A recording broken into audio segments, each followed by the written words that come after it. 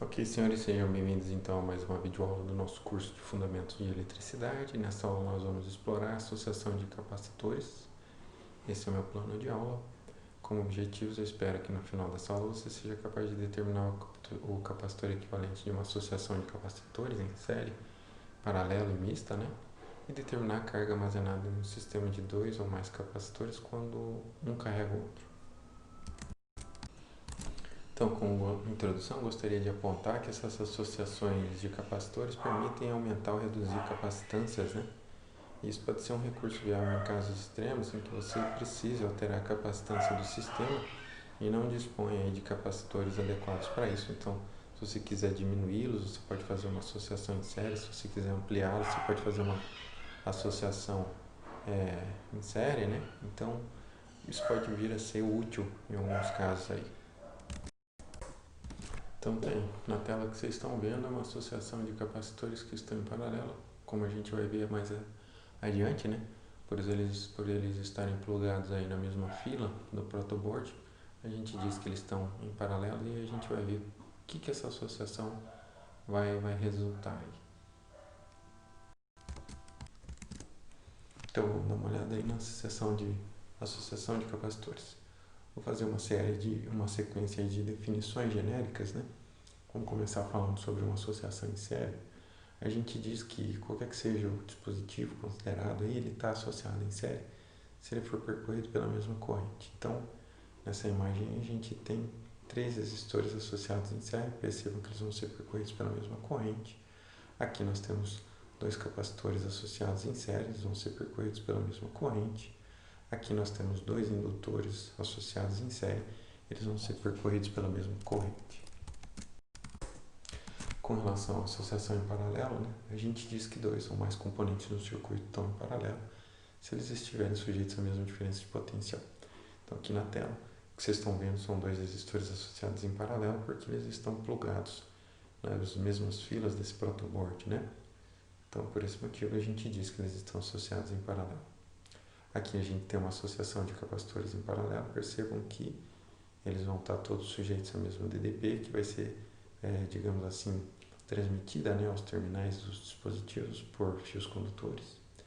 Aqui a gente tem nesse pedacinho da figura, né, dois indutores associados em paralelo, vejam que eles estão plugados na mesma fila do protoboard, isso garante que eles estejam em paralelo. Então, a associação em paralelo, moral da história, ocorre quando os dispositivos estão sujeitos todos ao mesmo DDP. Com relação a um dispositivo equivalente, seja qual for, resistor, capacitor ou indutor, a gente considera que ele é um dispositivo equivalente se ele for capaz de substituir a associação de dispositivos de maneira que opere da mesma forma. Ou seja, se ele for alimentado pela mesma diferença de potencial, ele vai produzir o mesmo efeito. Então aqui no caso de capacitores, a gente vai dizer que um capacitor é equivalente se ele for capaz de operar da mesma forma que a associação que ele substitui. Ou seja, se ele for sujeito à mesma diferença de potencial por uma bateria, né? Então ele vai acumular a mesma carga que essa associação. Então agora, considerando capacitores, né, a gente vai dizer que dois ou mais capacitores estão em paralelo se suas placas positivas e negativas, né, estiverem ligadas entre elas, as positivas entre as positivas e as negativas entre as negativas por um fio condutor. Então nesse caso, elas vão se tornar equipotenciais e por isso vão estar sujeitas à mesma diferença de potencial. Nesse diagrama então está sendo ilustrado uma sequência aí de capacitores associados em paralelo. Percebam que essas placas estão ligadas por um fiozinho condutor, então elas vão ser equipotenciais. Então o mesmo potencial, a mesma tensão dessa placa vai estar nessa placa. E assim como qualquer outra dessas placas aí acima, né? As placas de baixo também vão estar na mesma condição. Então a gente diz que essa sequência de capacitores está associada em paralelo. Então a gente já pode aproveitar e determinar a capacitância equivalente de uma associação como essa.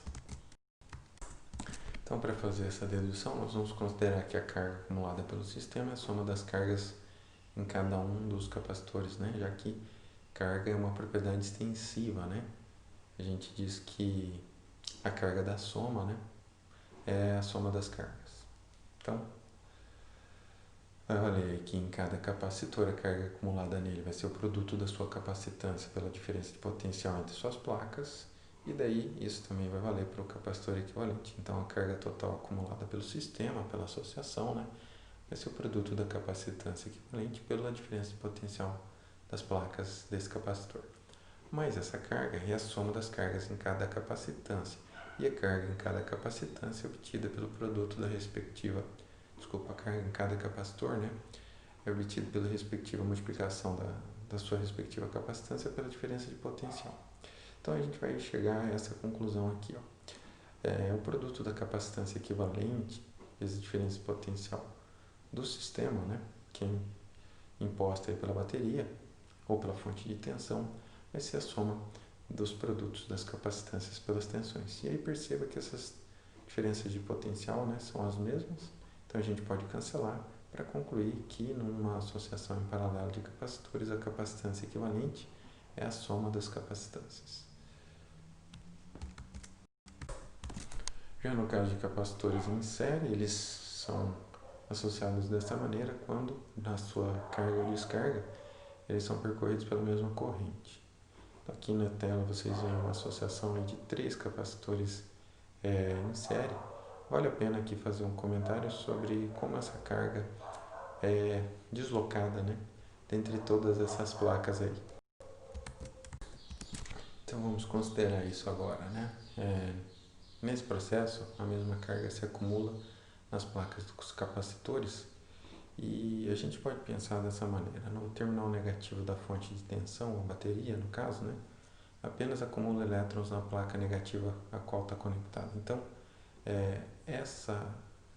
esse terminal negativo, né, dessa bateria, dessa fonte de tensão, vai fazer com que essa placa aqui fique carregada negativamente, então vai promover um deslocamento de elétrons para essa placa.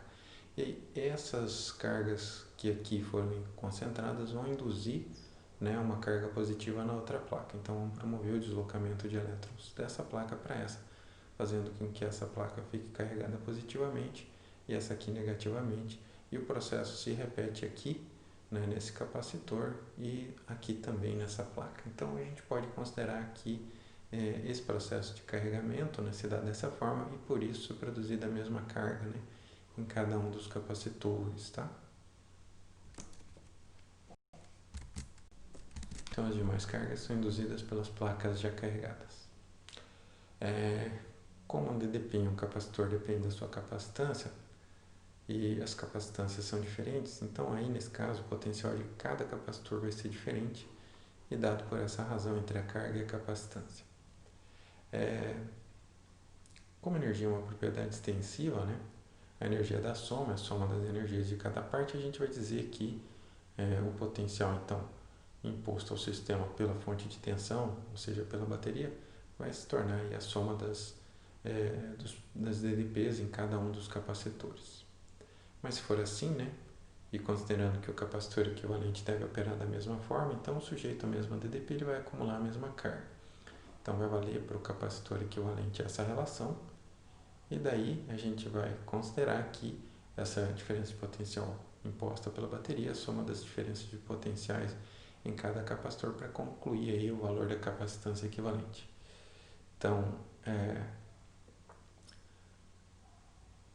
expressando, né, as diferenças de potencial em cada um dos capacitores pelas razões entre as cargas e as capacitâncias e considerando aí que as cargas são todas as mesmas, então a gente pode simplificá-las nessa equação para produzir essa igualdade e por fim a gente pode isolar aí a razão 1 sobre a capacitância equivalente para concluir que ela é calculada, né, pela soma dos inversos das capacitâncias numa associação em série. Então, a moral da história é que o inverso da capacitância equivalente numa associação em série é dado pela soma dos inversos das capacitâncias.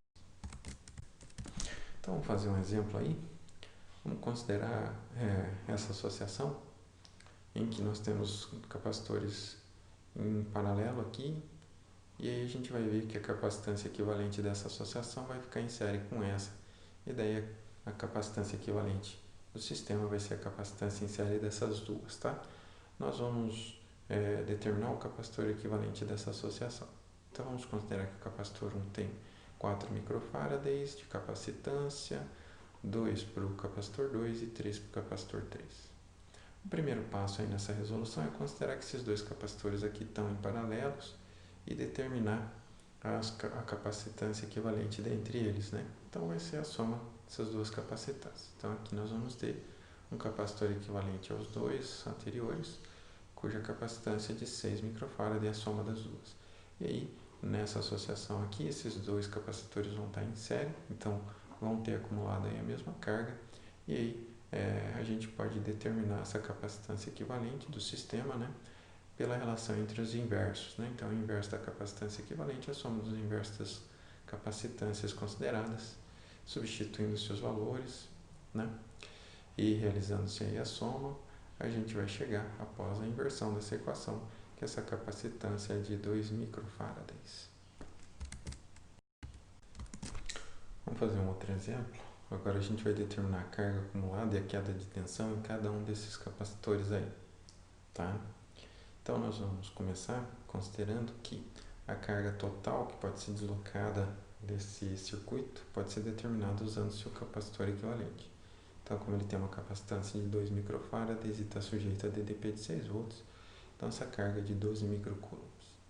Se for assim, né, a gente já pode determinar a tensão no capacitor 3 microfarad, porque essa vai ser a carga que vai estar acumulada entre as suas placas.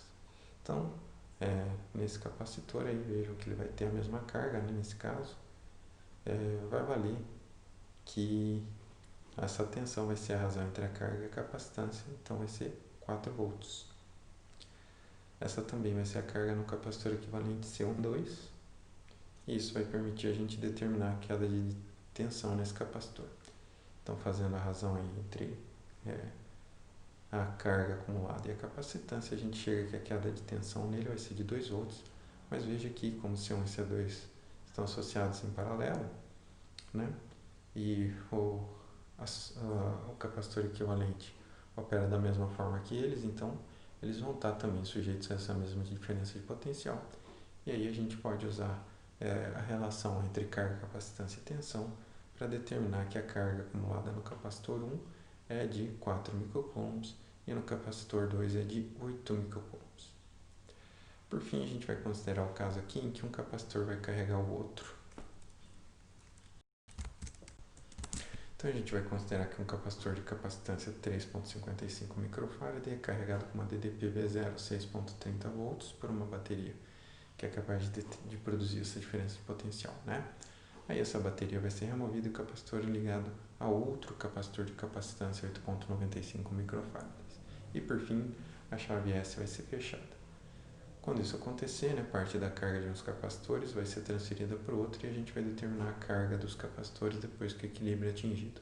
Então esse é o diagrama esquemático aí, depois da remoção da bateria e antes da chave ser fechada. Quando a chave for fechada, vai haver uma redistribuição de cargas no sistema e a gente vai determinar as cargas acumuladas no final desse processo, né? Então eu sei que aqui dá uma vontade da gente usar que a energia vai se conservar e dizer que o potencial vai se manter inalterado, mas não ocorre isso, tá, gente? Quando essa chave é fechada, quando a gente vai ver mais adiante no curso, vai ser produzida aqui uma corrente, digamos assim, às pressas, e esse processo vai ser um processo em que vão ocorrer muitas colisões entre os elétrons, entre eles e também com as partículas que compõem o sistema, então vai haver muita dissipação de energia por efeito Joule.